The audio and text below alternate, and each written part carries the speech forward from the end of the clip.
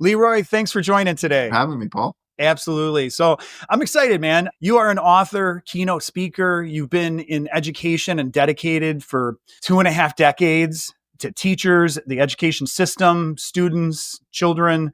And I definitely want to pick your brain. One of the places I'd actually like to start just in a little foundational information, I think it'd be interesting is from your educational involvement. Is it in the younger adolescents or is it the older, the high school age or college age? I guess to give some context, some of your background and focal point. Sure. It's all of them, with the exception of college. So I've been a principal in elementary schools, middle schools, and high schools.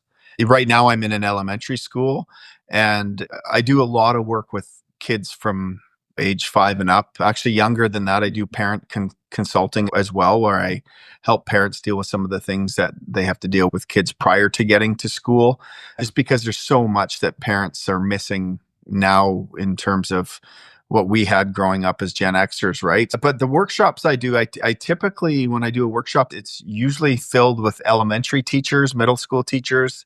High school teachers sometimes think that emotional intelligence is a bit flaky because they're fixated on their particular subject matter that they teach. But they trickle in, and quite often high school teachers will show up, just not to the extent that elementary and middle school teachers do. Yeah. I'm glad you brought up the emotional intelligence because I know that you speak on that. You've written about that. So you're really diving into the EQ of the environment. I don't want to over broaden the question as far as the source or the younger children versus some of the older children. The world programs us a little bit, or there's influences from friends, family, teachers, environment, and the world can inflect or impose its interpretive rule sets onto children. I do have 2 young boys that are 10 and 13. Mm-hmm. The younger ages, they're a sponge and they watch us and the things that we believe in those thought processes. Do you see the emotional intelligence?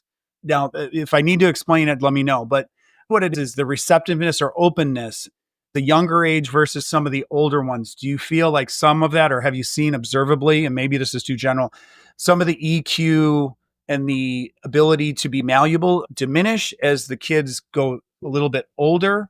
Or is it just always there and it's more of a fingerprint depending on? Yeah, I'll sum this up for you. Please. So we know kids are influenced by both environmental and physiological ways, right? You're born with a certain set of genes and biologies, and then your environment impacts you. And so what I know and what I've experienced is that kids typically are sponges right up until grade 7. As an elementary principal, teachers are superheroes. The principal is a superhero. Then you get to middle school, grade 7, 8, 9, whatever middle schools can be, they vary, but roughly around that age, 11 to 13 years old, they want nothing to do with adults. They're interested in their peers, that whole Maslow hierarchy of needs in terms of what they need turns from food, shelter, parents to friends. Once they pop out of that, because I have a 16-year-old and an 18-year-old, once they spin out of that middle school age, they get to 14, 15, where life all of a sudden has meaning for them again beyond their friends. Then they open back up to that whole mental health, emotional intelligence, growth piece, right? And as kids, the goal is to teach it early and to teach it often as much as you can, just differently. And then you just remind middle school aged kids that your 10-year-old is probably about to hit that cusp of puberty, and your 13-year-old is probably right in the mix of it and is being influenced by other people other than you. But it doesn't mean you abandon it. It means it's there and you keep at it because they are listening, even though they may act like they're not. I think you're right. It goes like this, drops at 11 to 13, and then picks back up around 14, 15, 16, 17, 18, and so on. Yeah. And then there's another dip when we hit our 20s because we get stupid. Head off to college. Yeah. And I think that there's entry points of a little bit of know-it-all. My 13-year-old is officially a teen, but it's still that preteen. And a little bit of that, we're testing the authoritative. It's almost pushing the buttons of the parents. I think that's part of our development, to push the envelope or stress the environment a little bit to see how far we can take things. They should, as they should. Yeah, and they should. Happens, right? Yeah. And then I had a question too about the earlier, because my understanding too from a developmental, I don't have an education background, but there's a big 0 to 7. That's a pretty big developmental phase, right? Yeah, I would separate them. What you have to look at is that age 0 to 3, what you really need to do as a parent is you should be co-regulating your child's growth, which means that you want your child to develop independent characteristic from birth on, but you have to help them because they can't walk, they can't talk, they can't change their own diaper. When you have a kid who's crawling, for example, and they're learning to walk, you want to watch them struggle, but you also want to give them a little pat on the butt to get them up sometimes. If they're not quite getting there and they're just going at it for 3 minutes, then you know what? Pop it up. And then the next time, Yeah. you might not have to use your hand. And so it's a mixture of co regulation and self regulation of that 0 to 3 kind of age there. And it's the same thing from age 3 to 5. The difference is now from age 3 to 5, they're talking. So now they can, Yeah. they're not using crying or screaming or whatever emotional outburst they have to communicate. Now their communication, there's more oral communication rather than behavioral communication, if that makes sense. Sure. And It does. yeah, and then so once you get to that piece where there's that oral communication, that's where parents can dive in and they can teach how to spell your name, sing the alphabet, letter sounds, counting numbers, recognizing colors. And then from that 3 to 5 year old age, and then once they get into elementary school, they hit kindergarten, and there's that 5 to 8. So kindergarten to 3 is where another developmental stage is. So I would break that 0 to 8, 0 to 3, 3 to 5, 5 to 8 years old. And each of those is critical because they're growing so much, right? And then till 11 years old is another stage that I would look at. And I think most schools up here in Canada anyway are structured around that developmental piece, right? Because you have to develop those characteristics of empathy and kindness and work ethic, as well as get kids to learn to read, write, math, right? That kind of thing. So it all flows together. But yeah, that's a good chunk. And that's the most important chunk, that 0 to 8 years old kind of phase. The better work you do as a parent, the better off your kids are going to be in terms of being intrinsically motivated, finding passions, having that grit and resilience and whatnot. Yeah, I imagine too, even some of the confidence or the ability to learning how to learn. And I do like the one where you were talking about too, just the step up, because I think as parents too, I don't want to generalize, but I know there's those things of how much do I help or how much do I not help? You gave that example of the standing up. I do like the idea of helping them up so that they understand that they're not in a limitation, so that they're like, this is possible, and then allowing them, because they might not know the path. And I know that's maybe not the exact, that's just one of many examples of that. I think you nailed it, Paul. The key is as a parent, and this is where we struggle, because just like our kids nowadays, our parents are a little bit on their phones too much and not paying attention. Sure. And I am. I can. the more observant we are as parents, the more we can watch our kids as they're trying to learn how to walk or climb up things. And we know when to step in to give them the little push on the butt so they get up on their feet, and when to let them struggle, right? Because that's where perseverance develops. That's where intrinsic motivation develops, is right in those moments where that kid has to struggle and accomplish something. And you don't want them to struggle to the point where they completely fail, because you want them to fail, but you also want to make sure that if they fail a little bit, you make sure there's some success. And that's the observing piece in there, right? And I think in today's day and age, and again, I don't want to generalize because a lot of parents don't do this, but there's a lot of parents who are helicopter parents and lawnmower parents, I like to call them, where they're just mowing every obstacle out of the way of their kids, and it's doing damage. Yeah, it's an injustice at that point. If doing them a long-term injustice at that point too. And there's the overdoting, but I don't want to go in there too. So I think there's a couple different things. One is when you're working with teachers, because I know you do the group either speaking or modules. I'm not sure how they're structured. Yeah. Are you broaching that subject of the emotional intelligence from teaching teachers how to be a good observer of it, or how to interact and be part of it? If that's a fair question. Yeah, all the time. So one of the things for teachers that is a real pain in the ass is when they go and do a professional development workshop, right? So you've heard of Pro D days because your kids get them, I'm sure, where they're at home and the teachers are doing professional development. That's normally where I'm presenting at these professional development days. Teachers really struggle when they go to a Pro D day, get this information and come back to add it on to everything they're already doing, which is a struggle because they're already prepping for all these subjects. They're already trying to manage behavior and all this, and it's hard. So what I teach my workshops is I how to embed emotional intelligence and social emotional well-being into everything they do. Whenever there's a teachable moment, it doesn't matter if you're teaching science, math, English, socials, handwriting, it doesn't matter. If a moment arises where you can dive into that emotional intelligent piece, you dive in. And trust me, as a teacher, it happens in an hour 20 times. There's always behavioral distraction in your class. You can teach emotional intelligence anytime. Are you so just diving into a little specificity with the emotional intelligence too? Are we talking about a distractive element? Are we talking about outburst, or is it just a general collective consciousness of kind of watching the room and feeling the room, or is it really more clinical that you're really about here? It's both. So what Yeah. we teach is, you can probably see these blue posters behind me there. Yeah. Those are competencies that we use here in British Columbia. So we teach our kids, and our kids have to self-evaluate, and we have to report on kids' ability to think critically, to communicate, to be creative, to be socially aware and personally aware. So we teach our kids very early what it means to be aware of yourself, aware of your own identity, aware of how you're feeling, and then being aware of how your feeling and your emotions affect everyone else. And then the other piece to that is that social awareness piece, is being aware of what's going on in the classroom. What is happening with my classmates? Why are they behaving like that? Why are they feeling those emotions? So we teach kids, and this is what I teach teachers, is we teach kids early, as soon as you can. If your kids are old enough to speak and they're feeling sad, teach them what sadness is, define it, teach them what it means to be sad, what it means to be joyous, what it means to feel shame, jealousy, because all of those emotions, once you can label and define them, it allows somebody to be able to self-reflect and go, okay, I'm angry. So when somebody's angry, it means this. And I'm talking like a 50-year-old man here, and a 4-year-old's going to process it differently.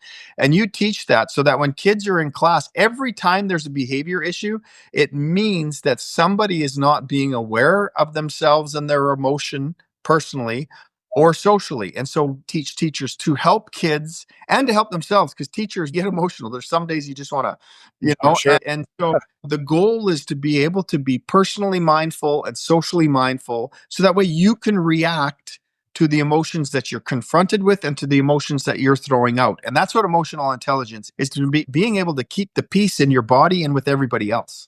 Absolutely. And so when I talk about, when I just say your math class is 55 minutes long, whether a kid's tapping a pencil on her desk or crumpling his paper and trying to, score 2 points into the trash can, or getting up in the middle of the class to sharpen his pencil when the teacher's, silly stuff like that. But those are moments where you can look at a kid and go, tell me, are you being socially aware right now? Because look what's going on around you. There's a whole class here and you're sharpening your pencil. And then the kid's got to go, oh, I really needed to sharpen my pencil, but I guess I could have waited.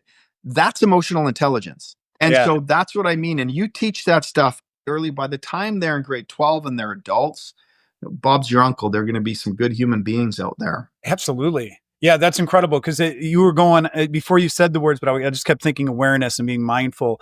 And then you nailed it with that, because there's the spatial awareness. And there are a lot of adults that have no awareness of their surroundings and act as if there's nobody in the sphere outside of themselves. So to have children understand that, and I believe too, at a certain level, and I can't generalize, I have this romantic idea that I do think that we as human beings are, there's deep goodness in all, if not most of all of us. And I think that kids can recognize that pretty easily, because there's, which you already said, but there's like the self and the other, the externalization and the awareness of the surroundings. So that's a very interesting thing, is if teachers are doing that, because I do remember teachers that I shouldn't judge at this age, but looking back, I feel like they weren't that good. And there were the teachers that yelled, and you could tell they had a short fuse. Yeah. And it changes just the energy of the environment. You feel like you're walking around on eggshells, but then at those ages too, you push the buttons anyways. And then all of a sudden you're labeled as the bad kid or something like that. Are you familiar with what's the Pygmalion effect? Never heard of it. No, but I'm now curious. Oh, no. Okay. So I might butcher this a little bit. The eye thing, blue, brown eye thing? The Pygmalion effect is actually, so it was basically, there were some studies done, and it was through school systems. It's essentially what it is, your environment labeling you and being around. So this, from my understanding, is almost sounds diabolical, but basically they ran some testing through teachers, and the system that ran the test just gave the teachers, and they said, these kids have potential and these kids are below average or something like that. There was some classification. So what happened is they came back at the end of the semester or whatever, and they did a very similar test, and they tested the kids again, and they noticed the ones that they labeled had potential did better, and the ones that they labeled as lesser. And what they found was it wasn't about the test or the children as much as the teachers were influenced by the kids they thought had potential. They gave them extra attention. The kids that they thought were, I'm just going to say lesser than, actually regressed and did a little bit worse on these tests. So essentially what the psychological aspect of it was, my understanding of the study, again, you might want to look into it to get more of the clinical side of it, is that externally, you can see this in work environments. If somebody gives somebody a nasty nickname or talks about them, if it's a work situation, man, that Leroy, he's lazy or something like that. And other people start to treat you in a certain way. Or, oh man, that Leroy, he's a genius. He's amazing. People would treat you in a certain way. So what happens, your environment actually starts to mold how you react, unbeknownst to you. That's my understanding of the Pygmalion effect. Yeah. You know what? I have heard of it. I just didn't know that it was called the Pygmalion effect. We actually live that. So one of the things that in schools we have is we have these folders. They're called cumulative folders. We call them cum files. And basically they're the file that follows the kid from kindergarten all the way up. And so there's always this debate amongst teachers when they haven't met a kid is, I'm going to go grab their cum folder. And some will say, why grab their cum folder? Don't grab it because you might read something that's going to bias your opinion. Why wouldn't you get to know the kid? And then other people's feeling is, well, if I don't read the cum folder, what if I miss out on something like they maybe have a learning disability or I'll miss strengths or weaknesses? And so that debate goes on and on in schools all the time because labeling in schools, just like anywhere else, can have an adverse effect on kids. And it's our job to try to be unbiased and get to know kids as best as we can, because we have in schools something called a school-based team, where if a kid is really struggling, you'll bring them to a school-based team where the classroom teacher's there, the special ed teacher's there, the counselor's there, social worker, vice principal, you name it. The whole team surrounds this kid. And a lot of times in those meetings, it sounds like a nightmare, to be honest with the kid. You know what? It's the kid's not there. The kid isn't there. It's the teacher. Oh, okay, okay. I apologize. I thought there was this collection of people around this child. Sorry, I misunderstood. No, that would be horrible. But what happens is you have this meeting, somebody shows up with a file, and somebody makes a referral to the school-based team saying, I'm struggling with this kid. Their behavior's off the wall, blah, blah, blah, blah, blah. In a high school, I always laugh because there's usually 8 classroom teachers because they're on semestered systems and they're taking 4 subjects at a time. And you'll have half the teachers saying, I don't have any behavior problems. I get along great with that kid. Me and this kid we have a great relationship. And then 2 other teachers are like, I want to kill the kid. This kid is driving me up the wall. And it just goes to show you how it's not only the label, but the personalities between kids and adults that will affect how well a kid will do. And I know personally, I did a lot better as a kid when I liked a teacher. And you'll have have people saying, I'm not in it for kids to like me. Guess what? That relationship and that attachment, especially nowadays when kids are not like they were 20 years ago, you have to have that relationship and attachment to really understand that kid so you can get them, so you can teach them so they can learn. And so it's, that old school mentality, you better respect me before I respect you. It doesn't work in today's day and age with kids. So I always find that funny. So what you're describing happens, we have those conversations every day, even though the people having the conversation may not realize that their opinion is just of course, because just to label something like that, we all experience that. Mm-hmm. I remember being labeled with dyslexia, and I don't really remember ever really having that. I don't know if it was misdiagnosed or something, but back in the day, I don't know if this is still a thing, but the remedial classes and there was different. And I know there's still levels of classes, I'm sure, but once you're in that, it was like, you're in it and you're labeled as a child that's not as smart as some other children within the same classroom. But I remember that as a kid, not feeling as good, but being confused by it as a child too. There's an essence of smarter, less smart, and things like that. And I'm a 50-year-old man, so this was moons ago at this point. That kind of ended about 20 some odd years ago. I think now schools, and I give a lot of credit to school districts and schools, they're more inclusive.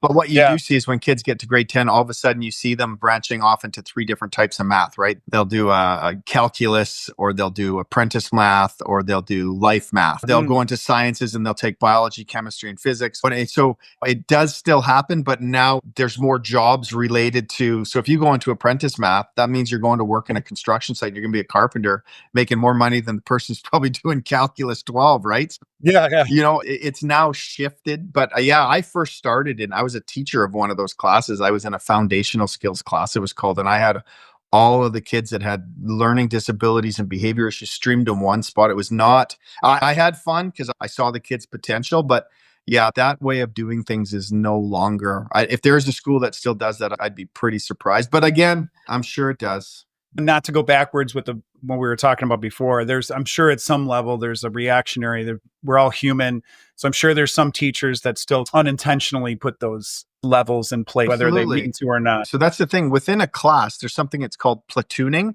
So when you're teaching, just say you're teaching literacy, for example, and you're a grade 2 teacher, and we're a science of reading school. So we teach phonics and letter sounds and consonant blends and vowel blends and stuff.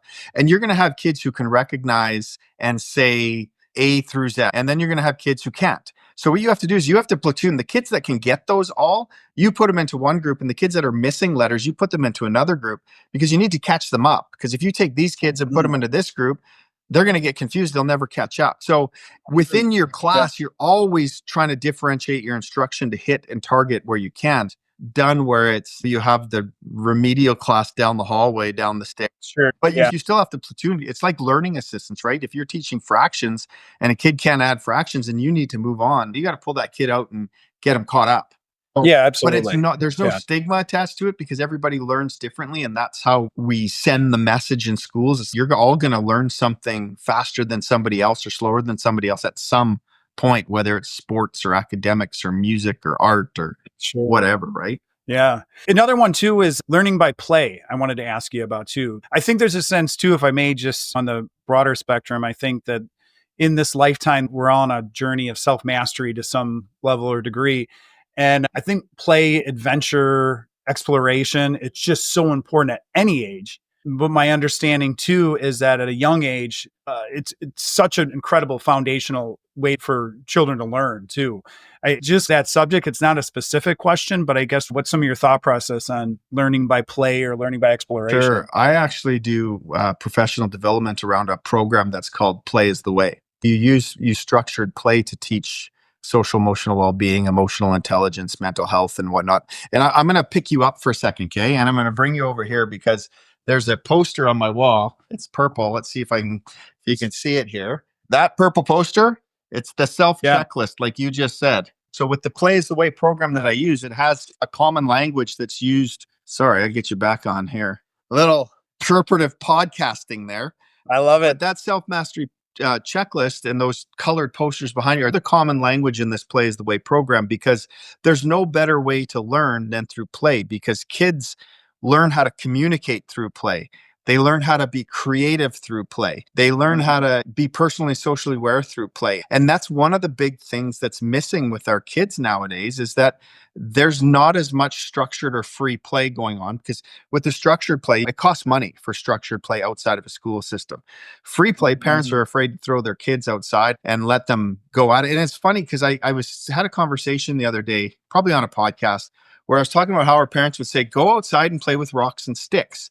And we did for hours. And it's so funny. 3 days ago, I actually videotaped. I had these 3 boys brought in, and they came in and they had sticks and some rocks. And the teacher's like, these guys are telling me they're going to escape from the school.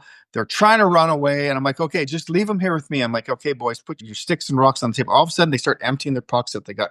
They've made little knives and all these rocks. I'm like, what is going on? They're like, the zombies have taken over the school.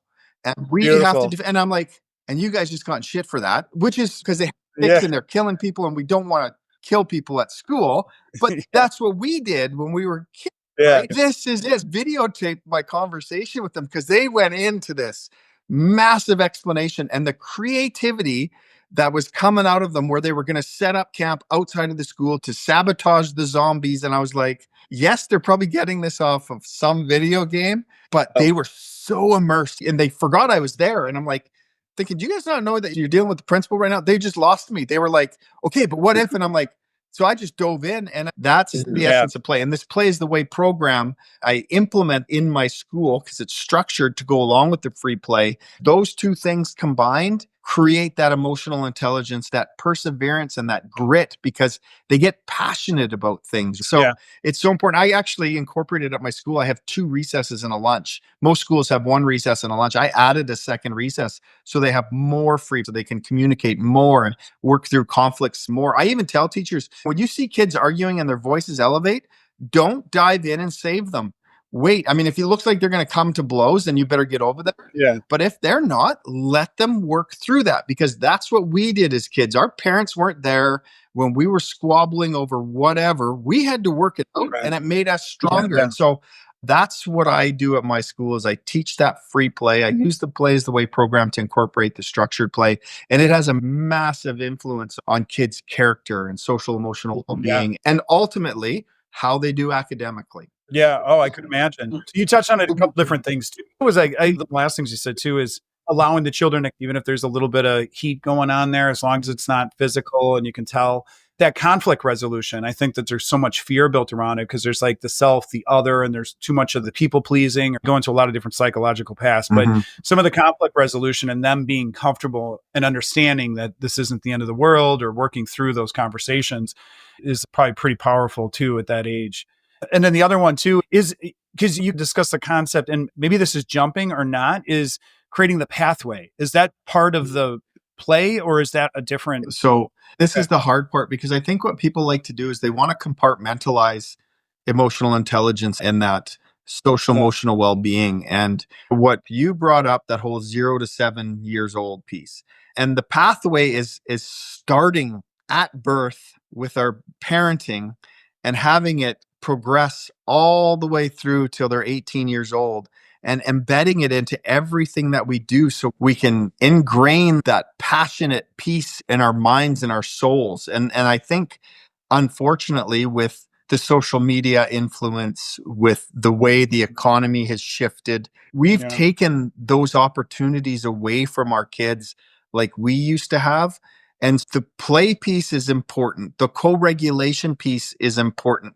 The labeling of emotions and teaching emotions is important. Teaching kids how to take deep breaths and soothe is important. Being mindful is important. And the key is to just bring it all together and embed it into how we parent and how we educate our kids in schools. And so that's what I do when I go and do a workshop, or if I'm talking to teachers, or when I run my school.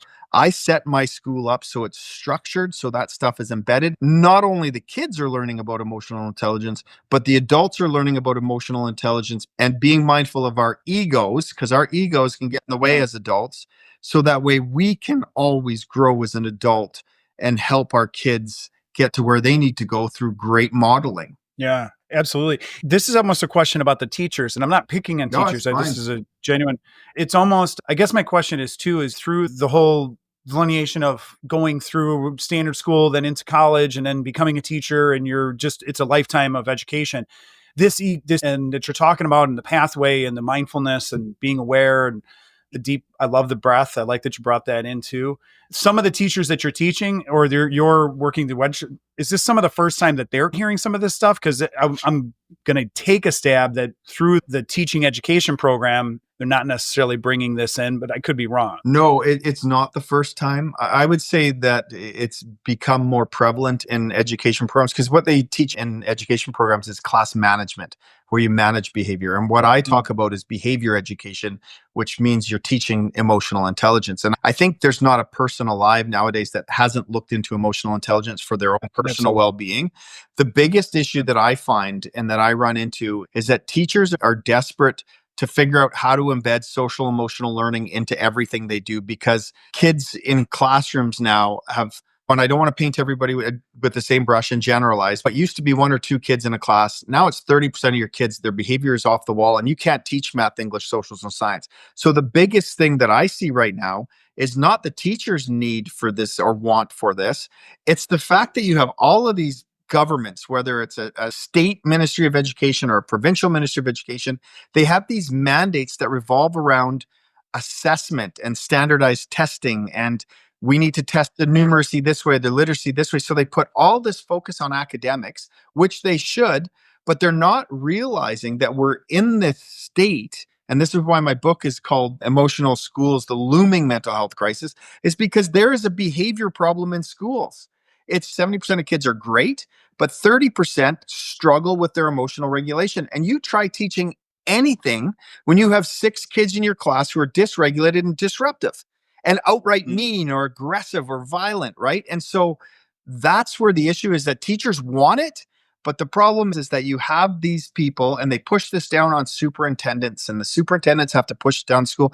And they're putting the horse before the cart. And nowadays, because 25 years ago, if a kid did something wrong, they phoned home, dad would give you a licking, you'd go back to school and you'd behave. That doesn't happen anymore. It's just that piece around kids being held accountable by their parents doesn't happen as much as it used to. And because of that, the behavior has shifted. 70% of kids are doing great, but now it's gone from 10% to 30% of kids who aren't. And as a result, we need to teach emotional intelligence, social emotional learning, so that way we can get to kids getting straight A's in school, being able to grit and persevere. Because not only that, we're fighting with video games that reward kids with these dopamine hits every 5 seconds, right? And so it's not the teachers know it. The teachers know it needs to happen. But here, I mean, you look in the States, you got SATs and you got whatever it is to just get it.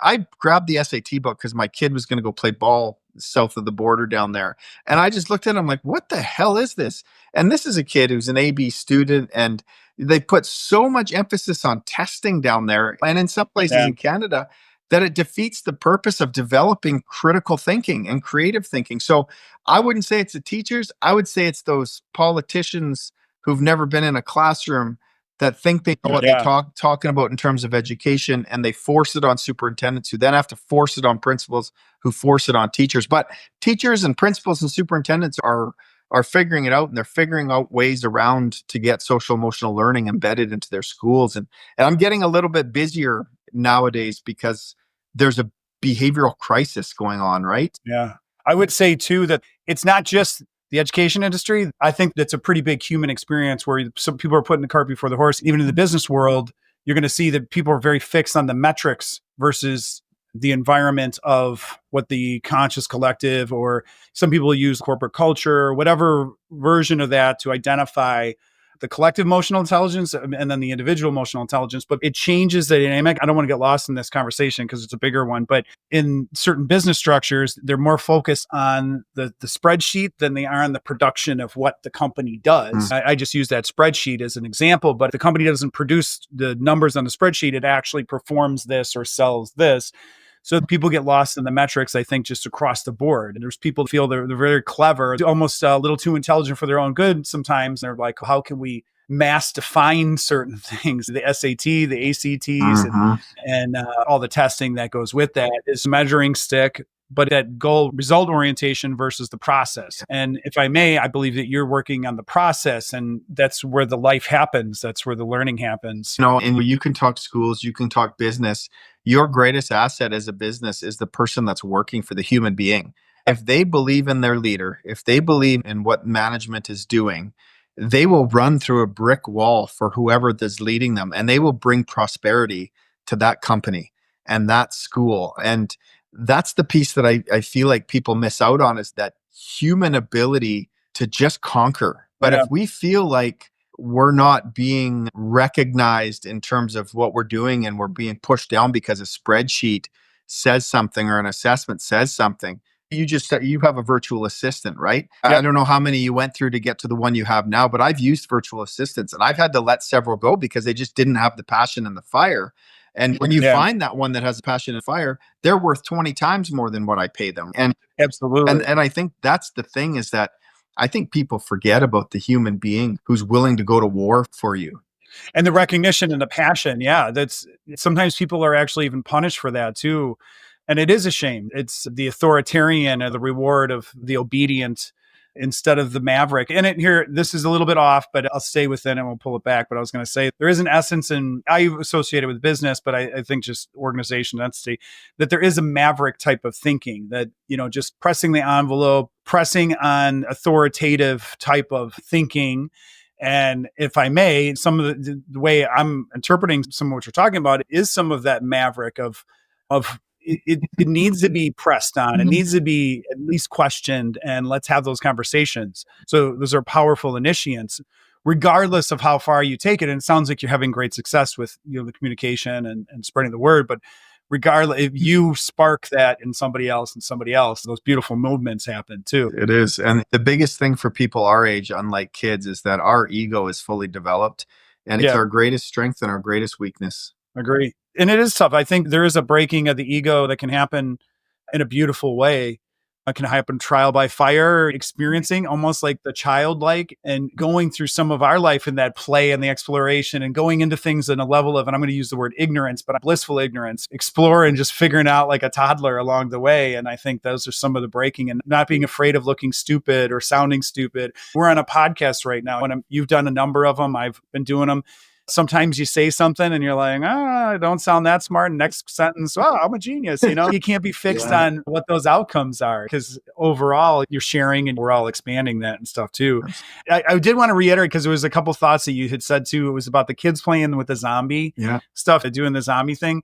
And there was like a deeper level too. I was thinking about that with the exploration of the play in those moments of the passion you were talking about. I think you can see with kids, and just that example, I think you said there were three boys. If I remember the story. Yeah. I'm sure they were using the sticks. So they're learning engineering, and they're learning materials and the bend points, the break points, and the weights. And there's such depth in the mundane and the simple things. There's so much, even to going on a hike with, like, I take my boys on a hike or something in nature and the leaves and everything. And I think there's sometimes too that can be, and again, I shouldn't know, but I believe that if people can harness some of the wonder and the recognition that it's all education. So, Paul, I work at an Indigenous school. I work on an Indian reserve, and I moved out of the public system about 2.5 years ago. And we land-based learn all the time. Whether we're huckleberry picking or we're ice fishing or skinning a deer, learning is unbelievable. And I wish public schools, they have a lot to learn from Indigenous people throughout North America, because it is all learning. And it's funny because those kids that were in my room, they got caught because they had an old hockey stick and they were trying to saw off the end to make a spear. And so the teacher, that's how she's wrecking a hockey stick. And it was a hockey stick that was already broken. They're like, so she caught us doing this. And one kid grabbed a rock and he was trying to saw it. The other one had a stick. And you're right. They were figuring out how to cut that blade off to make a spear. How is that not educational? Absolutely. But if it doesn't fit within the structural pattern, or I guess the norm and stuff like that. The hard part is the whole notion of violence and kids watching video games and think if they watch killing, I've been in this for 25 years, and I have taught 10,000 kids at least. In my 25 years, I probably met 5 kids who are psychopaths or sociopaths. And even then, they're born that way. They're not going to switch it, but you can still watch them and pay attention. But kids are not inherently violent. Yes, sometimes they get angry and they'll throw a punch. And yes, kids with special needs can bite and spit because they don't have that physiological or cognitive capability. But parents are just so overprotective, and they helicopter so much that they won't let kids have sword fights or play cops and robbers. And I'm watching these kids and I'm like, they still need to do that because it's okay. But it doesn't mean that they're going to turn out and be a robber. And we just have we live in this fear-based society where we don't think that kids are capable of handling it, yet we did. You look at certain emotions, you look at the emotion of fear, guilt, and shame. People think that we should remove fear, guilt, and shame out of educating our kids. But I can tell you right now, today, for example, I'm very good at being calm with kids. We need to take some deep breaths. We need to calm down. But when all of a sudden, when they're pushing it too far, look on my face changes to my dad from Italy. And it's, hey, enough. My voice gets firm. I change my tone. My brow furrows. And I'm using fear at that point. But I'm not out of control. I'm doing it on purpose. It's purposeful fear. Yeah. Just if a kid does something where they're mean to another kid, it's shame on you, buddy. That's not good. You can use guilt. You can use shame. You can use fear. The problem is when people go to it and they use it every day, all day, but use it to pick it once in a while, just like you would use happiness to teach. Use whatever emotion you can to get kids to shift and build the momentum, because you've had the teacher who's fun-loving and wonderful, but their class is chaotic. And then you've had the teacher who's super strict and kids are afraid and they behave and they're in rows, but they're afraid to learn. Finding that happy medium of emotional use when it comes to raising kids and educating kids. And I think that's the issue right now, is even parents, they're afraid. I'll get a phone call from a parent saying, hey, so-and-so raised their voice at my kid. And sometimes I'm just in the mood and I'll say, oh, you've never raised your voice at your child? And it just goes quiet on the phone because they have. And it's like there's this feeling out there that nobody can raise their voice at a child. Yes, you can. You definitely can raise your voice. But if you're raising your voice all day, every time, Right. that's bad parenting. But if you have to Yeah. raise your voice once in a while, you raise your voice once in a while. And I think parents feel shame around because they're being shamed by people who think you should never raise your voice or all these things. But all of those Yeah. emotions come into play. Some of those, like that Pollyannish view of only the rainbow sunshines and butterflies. And there is an understanding that It's everything. Use the rainbows, butterflies, use the thunder and lightning bolts. Bring them in, right? If you found too, maybe this word, if it goes down a rabbit hole, we don't have to go down here too, but I'm going to throw the word out there because I know that it was such a prevalent word for so long too, but in this emotional capacity, I'm going to take a guess at it, but do you find a diminishment of the bully per se, or is that term not used as much? I think what's happened is parents will throw bullying out here and there when it comes home crying saying, oh, somebody hit me or somebody did that. Yeah. But somebody's bullying, somebody's picking but what's on the happened in the children. last 30 years is that worldwide, we've done a great job at identifying bullies and we've done a great job of recognizing what a bully is. So the propaganda around it's been great. And it's actually the amount of bullying has completely decreased. That doesn't mean it doesn't happen because there are jerks out there and assholes. They're out there and they're mean. But at the end of the day, what I see 95% of the time that there's something that goes on with a kid where there's name calling or hitting, it starts with a conflict over a stick or over a basketball game or over a boyfriend. And that's not bullying. That's an emotional reaction to being upset that their feelings got hurt. Bullying is when somebody sees somebody and go, you know what, that kid's wearing glasses. I'm going to go pick on him because it makes me feel better. And even then, typically when you see these kids who are bullying or using violence, a lot of times these kids are struggling from mental health issues because they might have been physically abused by a parent. They might have been neglected. And it's actually the bullies typically had something going on for them. There's a deep pain. But there are people like they grow up and they're just like, I know people who are just assholes. I don't want to be around that guy. Like you don't need to treat people like that. Now, you know what? You're old enough now to know that you're just being offensive or whatnot. And I think any kid under the age of 12, there's a lot of conflict and you can work for it. When they get older than that, they know right from wrong and if they're just being a jerk or not. Unless, of course, there's something to do. It's one of the things I did when I was a high school principal. Girls would fight with each other over boys all the time. And it was never the boys' fault. It was always the other girls' fault. It's girls, it's the guy. So, but that's a whole nother podcast. Yeah, but I can't even imagine the level of behavioral science or the behavioral observation that you see these. I don't want to categorize too heavy, but the variant I can only imagine is immense. And seeing the early stage development of some of that too. I guess there is a question there too. We're complex creatures. We can show up happy and sad moment. And as we get older, I think we develop ways to mask that or work around it or become a chameleon and stuff like that. I guess at kids, do you feel like kids are much more raw with their emotions and it's either on or off and they're more an open nerve ending? Or do you see some of those kids that are, we'll call them like old souls that have those complexities that manage it? Yeah, I think so. Basically, the reason why there's a mental health crisis looming is because kids can't handle small stressors. It's less and less that kids are able to persevere through a difficult situation. And a lot of it goes back to them not playing as much. There's not as much free play. Parents are helicopter parenting or lawnmower parenting, or because they're on video games, they need to, like, so when I was talking about that 0 to 3 years old, that kid struggling to get up on the chair, when you letting them struggle until you see that, okay, you know what, I can give them a little pat on the butt. It's those moments right there where kids learn very early to struggle and to succeed, to fail and succeed. And what I see now is I'm seeing more kids who haven't been given the opportunity to fail, regroup, and succeed because the co-regulation piece is not there as much. The free play is not there as much. And as a result, you have kids when they're confronted with something, whether it be something in academics where they have to do a math problem and they can't get it right away, so they lose it, or just a basic conflict with a friend.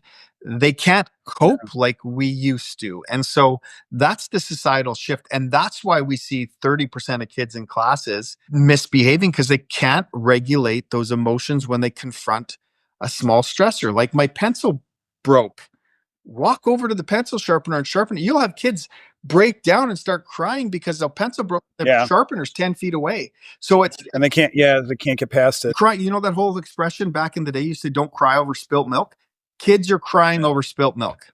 And that's what's happening in our schools. And that's why there's this need for this social emotional learning, because, and it's not going to change. We have both parents who have to go to work to make ends meet. And we have technology being further and further infused into our lives. And it's not going away. And if people think that we can go back 30 years and it's not. We're not going to have a mom at home where there's a breadwinner. We're not going to have no technology. It's here to stay. So now we need to be deliberate and purposeful in teaching that emotional intelligence, which allows kids to develop grit and perseverance and be intrinsically motivated. And that's where I think that what I need, or I want to see from these people in the ministries who are pushing stuff on superintendents, is they have to realize we have to teach grit and perseverance nowadays, because it's not happening naturally like it used to. That's one of those conversations I'd love to deep dive with, the grit and perseverance. So one kind of last thing too, before we go, we'll have to try to do a part 2 on something like that. I'd love to dive down then. Is one thing that I've definitely touching on the video games. And one of the things is the shorts, YouTube, Instagram, all the social medias, they have the short form videos and the scroll. Now, I'm a full grown adult and I fall for it. I love it. Yeah.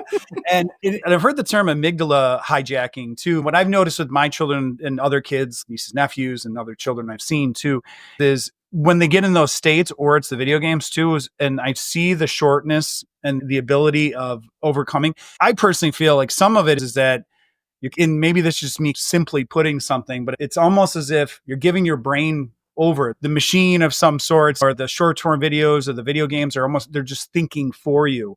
You're not actually using your own cognitive resources to be creative and create original thought. These things are just being fed into you. And I can see that the shortness of impatience and the ability to not overcome or fix something that should be a simple thing, or get past it and get stuck. Those are the observations I've definitely seen when it comes to the video games and the shorts. It's just that amygdala brain hijacking. Yeah, I haven't. The thoughts are For you. I've said it a few times, because I get asked on podcasts, when should we let our kids get a gaming system? When should we give our kids a cell phone? And my answer is always, when your kids know how to be intrinsically motivated. If your kids are intrinsically motivated before they get technology or a gaming system, like where they can, and I've told the story a million times, like my daughter, it was The Little Mermaid, the movie, I think way back when, and I bought her a mermaid tail.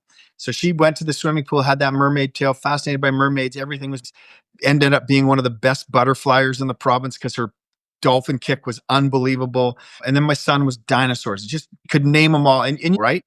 And so my kids, I didn't bring in any gaming systems till COVID hit, and my son dove into it because he plays NBA 2K and all that sort of sports stuff. But the key is that if your kids are intrinsically motivated before they get technology, they should be able to go camping and learn how to swing an axe, or go fishing, or go hiking in the bush and pretending they're fighting things. If you do that, your kids will be able to deal with the technology. And I'll tell you why I know this, because my son, he's in college, just first year college. He's in the kinesiology program, and he's really big into mental toughness right now. That's his thing, right? But he's on TikTok and Snapchat and all that stuff. And he's, hey, Dad, I need you to read this. And he passes me his phone. And I grab his phone. I'm trying to read this thing. And it was bing. Holy Cruz, I can't read this. Can you shut this crap off? All the notifications. And he's looking at me, he goes, just read it. And I said, I'm trying to, but these bings, he goes, here. And he reads it to me. The bings are going off, not distracted by it, because and that's the part where we don't give kids enough credit. If they have that intrinsic motivation where they want to learn, they can tune this stuff out if they've built the foundation. If there's been no intrinsic foundation built, our kids are screwed. No offense. And that's where, you have kids, like even my daughter, they've both been big into sports and they love being outside, and they have to put their phones down because it's just boring. But even her, like I picked her up from volleyball practice the other night, and she's on her phone. She's like, don't talk to me. Because she wants to get on her phone, check all her snaps. And within 20 seconds, she's already answered her snaps, and she's looking at me, and now all of a sudden she starts talking.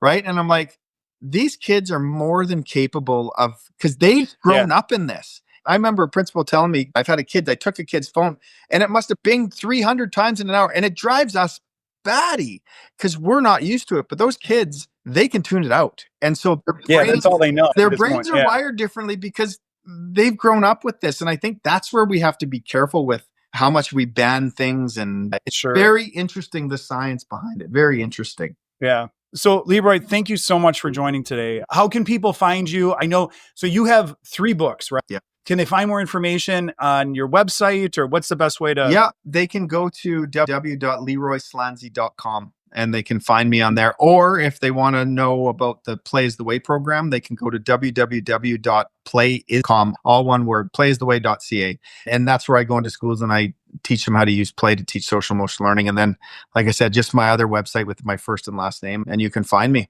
And I don't charge for an email, and before I charge any fees to parents or teachers, I consult first to even see if it's worth their money. I don't just take people's money without having a conversation first. If I can't help, then we're good. So thank you so much for joining today. This was awesome. It was great, man. Appreciate it, Paul.